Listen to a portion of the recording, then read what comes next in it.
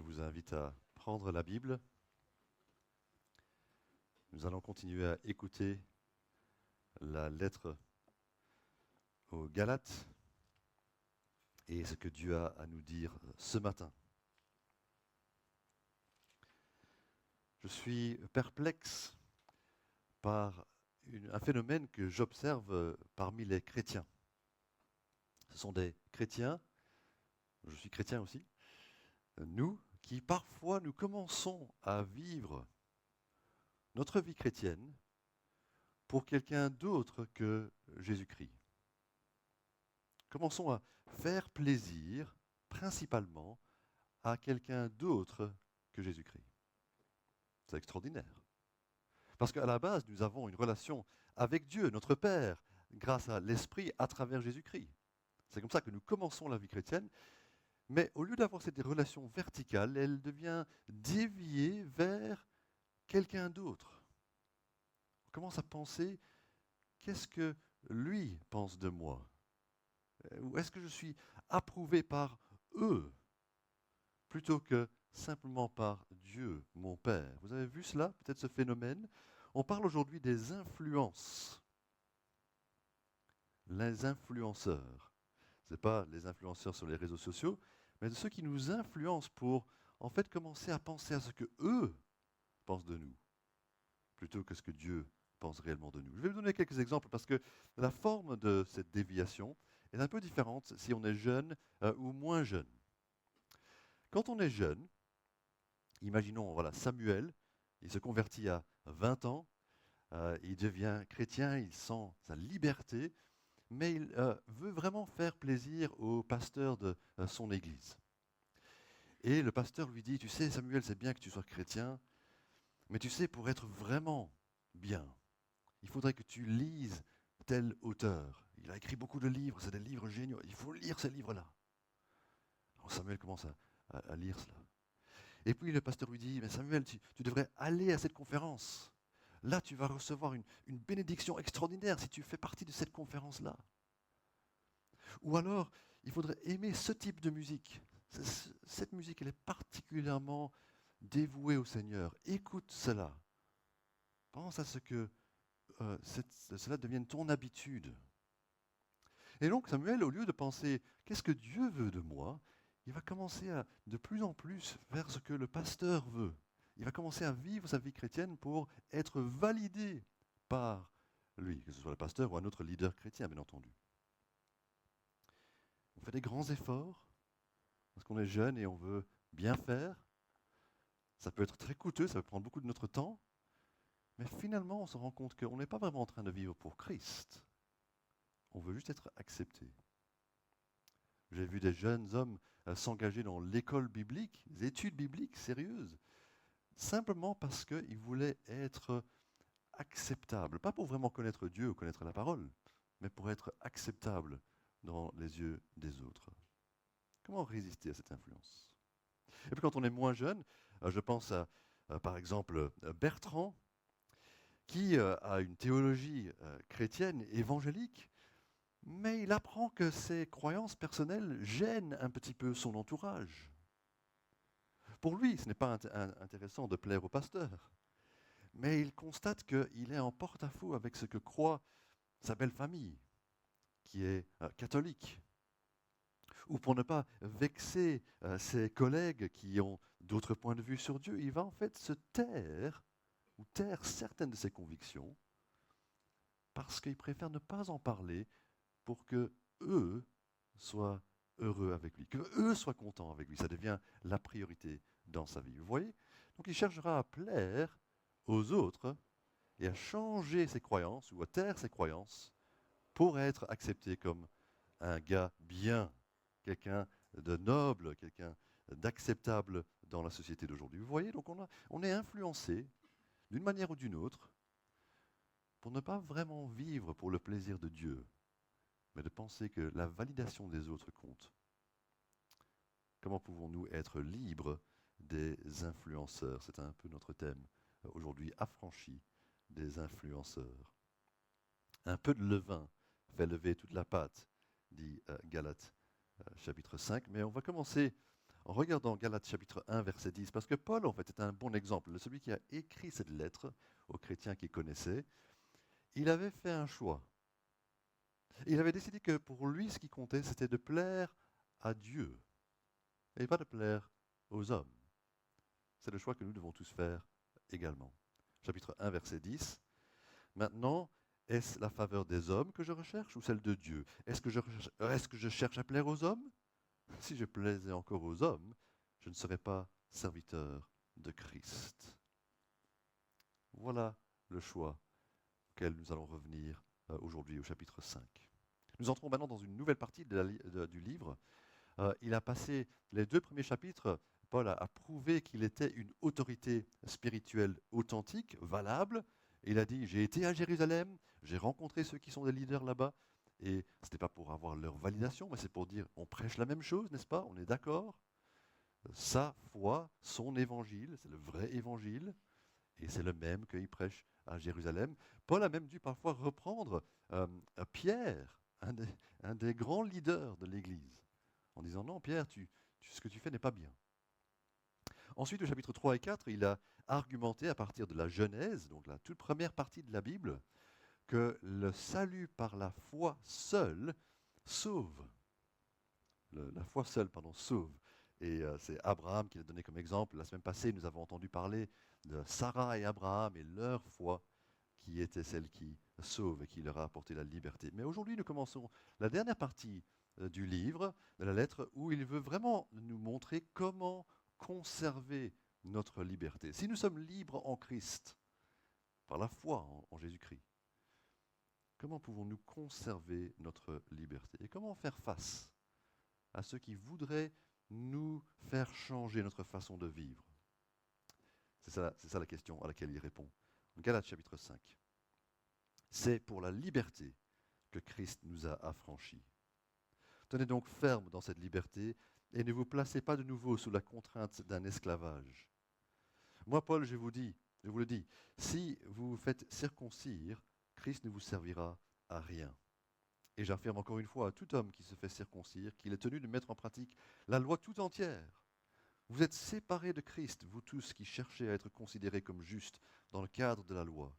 Vous êtes déchus de la grâce. Nous, c'est de la foi et par l'Esprit que nous attendons la justice espérée. En effet, en Jésus-Christ, ce qui a de l'importance, ce n'est ni la circoncision ni l'incirconcision, mais seulement la foi qui agit à travers l'amour. Vous courriez bien. Qui vous a arrêté pour vous empêcher d'obéir à la vérité? Cette influence ne vient pas de celui qui vous appelle. Un peu de levain fait lever toute la pâte. J'ai confiance dans le Seigneur qu'en ce qui vous concerne, vous ne penserez pas autrement. Mais celui qui vous trouble, quel qu'il soit, en subira la condamnation. Quant à moi, frères et sœurs, pourquoi suis-je encore persécuté si je prêche encore la circoncision? Le scandale de la croix est alors supprimé.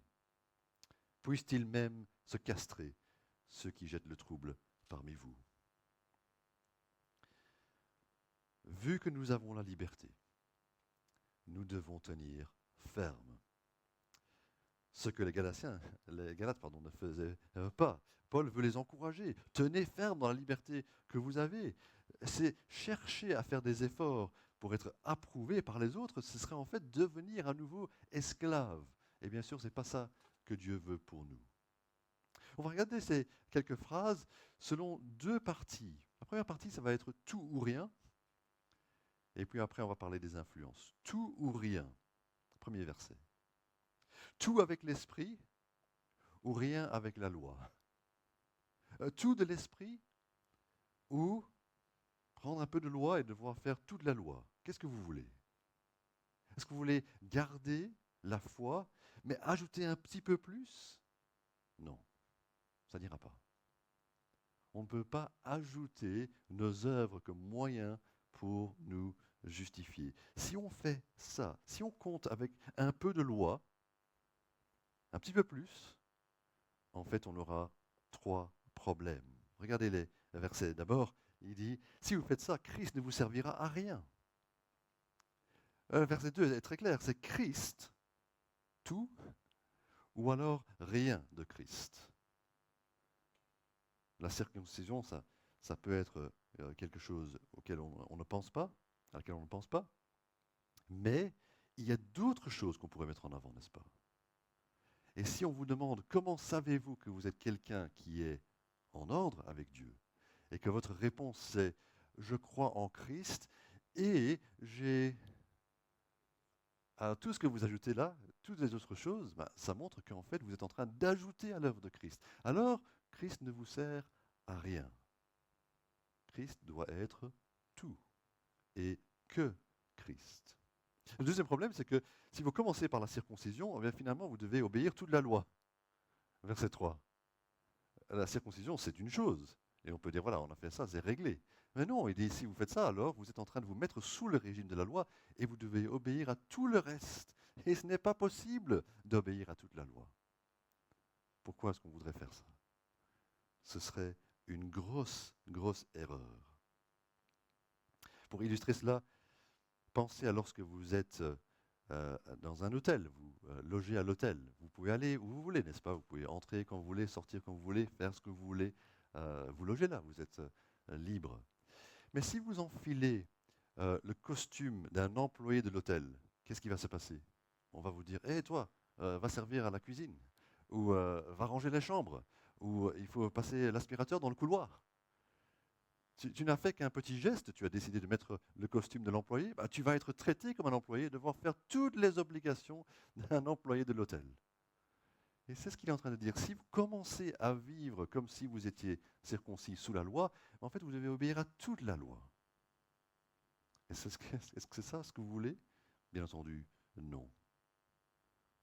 Mais troisièmement, il met en avant que la loi sépare de Christ. Vous ne serez plus sous le régime de la grâce, verset 4. Ils devaient continuer comme ils ont commencé, en croyant en Christ, en se reposant sur Christ et en mettant leur foi uniquement en Christ. Si on ajoute à notre foi des œuvres, on produit un légalisme qui est inacceptable, qui met un obstacle entre Christ et nous. Bien sûr, lorsqu'il dit cela, il n'est pas en train de dire qu'ils perdent leur salut. La Bible ne parle pas de déjustification, il parle simplement d'être justifié. Donc une fois qu'on est justifié, on est justifié pour toujours. Mais quand on dit on est déchu de la grâce, c'est comme si on voulait sortir du sphère de la grâce, de l'influence de la grâce, de la liberté de la grâce. Et il dit ne faites pas ça, ne faites pas ça. C'est inutile d'écouter ceux qui ne sont pas justifiés pour savoir comment être justifié. C'est comme si vous avez un don particulier pour la pâtisserie. Moi, je n'ai pas ce don. Vous avez un don particulier pour la pâtisserie. Vous savez faire d'excellentes pâtisseries. Et vous allez écouter mon conseil. Moi, je vais venir vous dire, ah non, mais il ne faut pas faire comme ça. Moi qui fais toujours des tartes brûlées, où j'oublie de mettre des œufs dans le gâteau, et je ne sais pas, je risque de faire plein d'erreurs, vous n'allez pas m'écouter. Si vous réussissez, n'écoutez pas ceux qui échouent. C'est ce qu'il est en train de dire. N'écoutez pas ceux qui ne savent pas être justifiés parce que vous êtes déjà justifiés. Et alors après avoir dressé le danger dans cette idée d'ajouter la circoncision ou un autre acte d'obéissance à notre foi pour être justifié, il va mettre en avant le positif. Regardez le verset 5.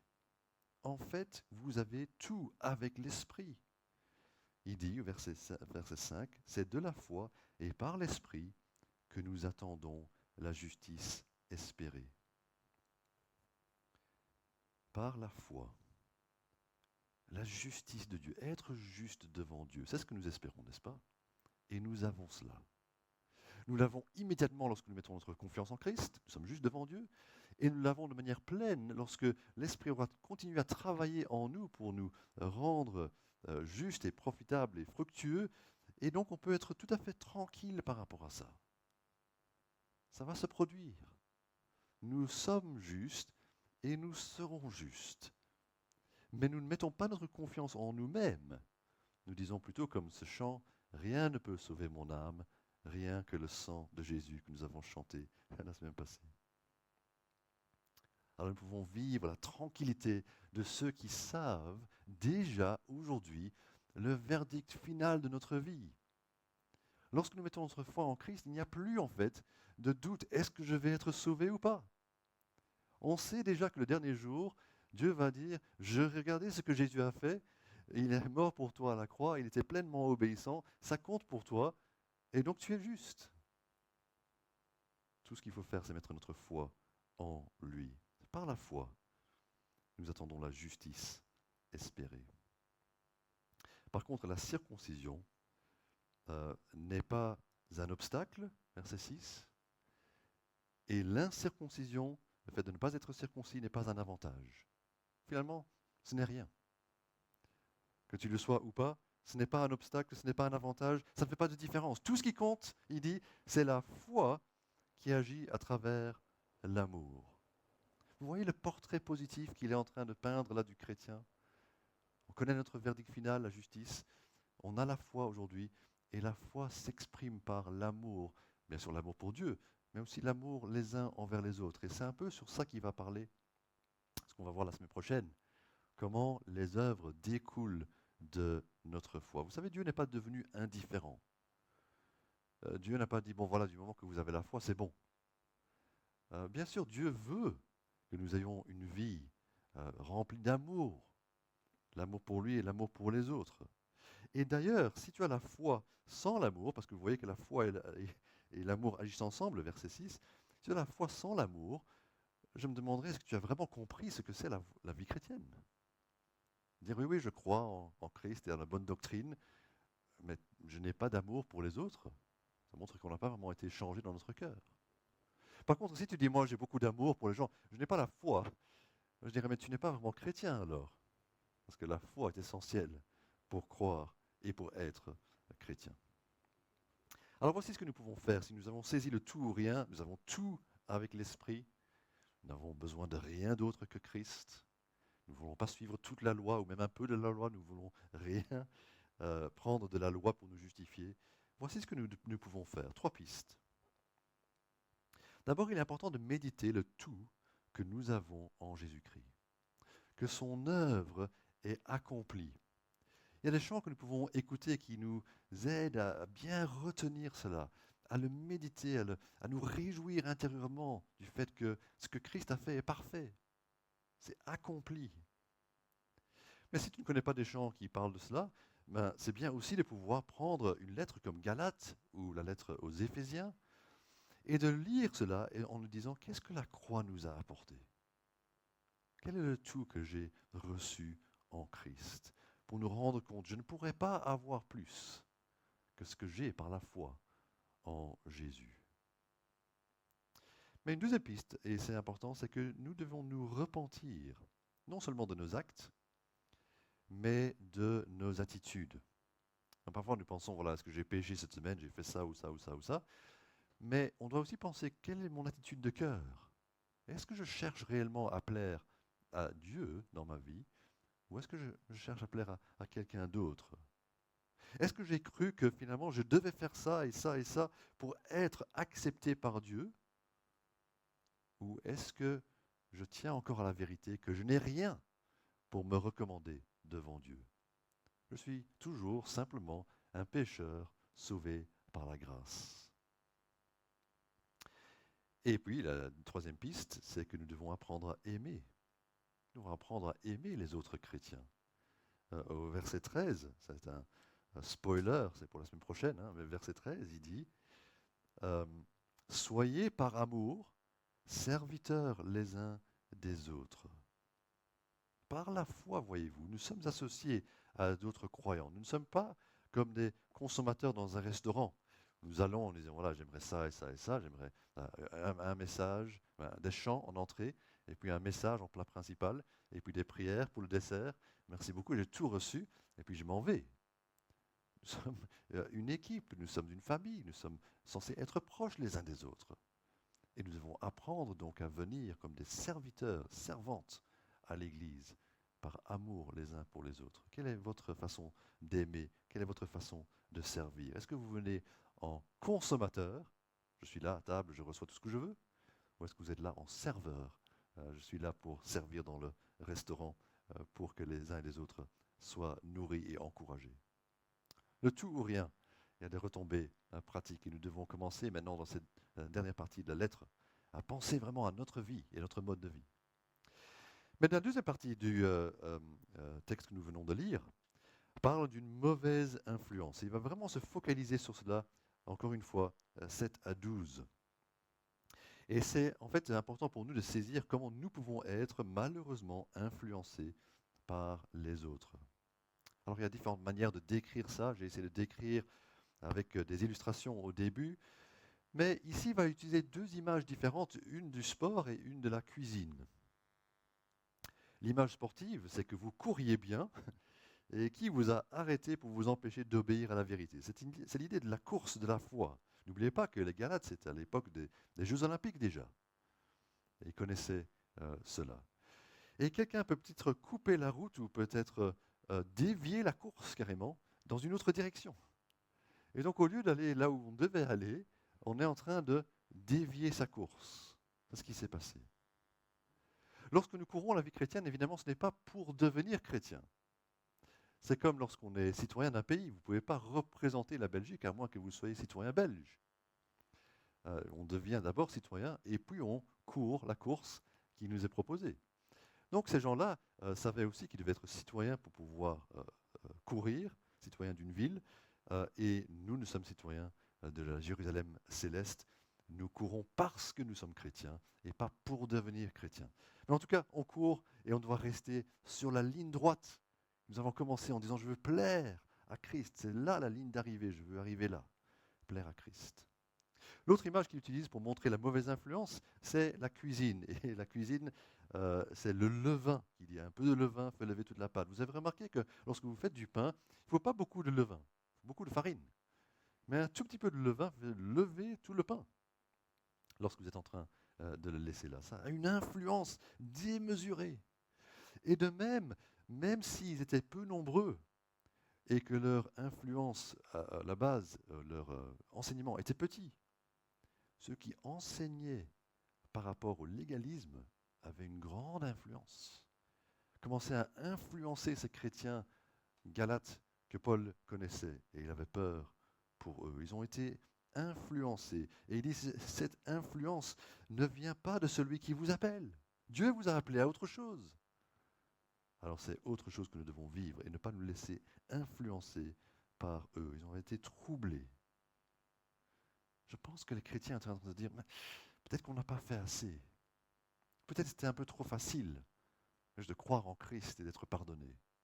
Peut-être qu'on peut faire autre chose pour être vraiment acceptable par Dieu. Et dans ce milieu assez troublé, les influenceurs des légalistes disaient, vous savez, Paul prêchait aussi la circoncision. Ce n'était pas vrai. Mais il disait, mais Paul, il n'est pas contre, il est circoncis lui-même. C'était un juif d'origine. En plus, on entend dire que Timothée, qui était un collaborateur de Paul, Paul l'avait fait circoncire en tant qu'adulte parce qu'il n'avait jamais été circoncis. Eh bien, vous voyez bien, il est en train de prêcher la circoncision. Quelle réputation, n'est-ce pas? Lorsqu'on quitte un lieu, on perd toute influence sur sa réputation. Les gens peuvent dire ce qu'on veut. Et donc, parce que Paul n'était pas là pour se défendre, les gens répondaient des choses autour de l'Église par rapport à Paul. Et Paul dit, non, je ne suis pas en train de prêcher la circoncision. Moi, je suis persécuté parce que je prêche le contraire. Mais ça montre à quel point ils étaient prêts à faire de grands efforts pour être bien vus, pour être enfin validés par les leaders sur place. Le même problème qui nous afflige lorsque nous voulons plaire aux leaders chrétiens plutôt que de plaire à Christ. Alors c'est bien d'avoir des modèles. C'est bien d'avoir des bergers, des pasteurs. Je ne suis pas en train de nous critiquer. Mais je suis simplement en train de dire qu'il faut veiller à ce que l'influence vienne de celui qui nous appelle, Seigneur Jésus, qui nous parle et qui nous a adressé sa parole, plutôt qu'une autre chose qui est imposée, exagérée ou ajoutée à la Bible. Parce que lorsque nous nous détournons de la Bible, regardez verset 10, il y a non seulement des troubles dans l'Église, mais une condamnation pour ceux qui ont apporté ce message-là. Ça, ce sera la conséquence finale de ce cet enseignement. Alors il y a une différence, il me semble, entre ceux qui croient en tant que croyants, qui sont influencés et qui ne sont pas perdus, et ceux qui enseignent des mensonges, qui seront jugés sévèrement. Chapitre 1, par exemple, il dit si quelqu'un annonce un autre évangile, qu'il soit condamné. Mais il ne dit pas ça pour les Galates, vous êtes condamnés. Il dit plutôt faites attention, remettez-vous, redressez-vous, pour ne pas être comme eux. Alors de temps en temps, il y a des légalistes qui sont chrétiens et qui sont sauvés. Nous aussi, si nous sommes légalistes, nous avons un penchant légaliste, nous pensons qu'il faut faire ça et ça et ça, et nous sommes toujours peut-être sous un joug de culpabilité, nous pouvons quand même être sauvés parce que notre foi est en Christ. Mais nous devons faire attention à cette mauvaise influence et nous devons éviter cette mauvaise influence. Qu'est-ce qu'on peut faire? Si vous êtes comme Samuel, ce jeune que j'évoquais qui est influencé d'une manière mauvaise pour essayer d'ajouter des choses, je pense qu'il faut revoir nos attentes. Dire, je pense que je devrais faire ça et ça et ça. Est-ce que c'est juste? Est-ce que la Bible me demande de faire cela? Ou c'est simplement l'idée d'un leader, d'un auteur, d'un conférencier, d'un pasteur, etc. Est-ce que cette attente est biblique ou est-ce que c'est ajouté à la Bible?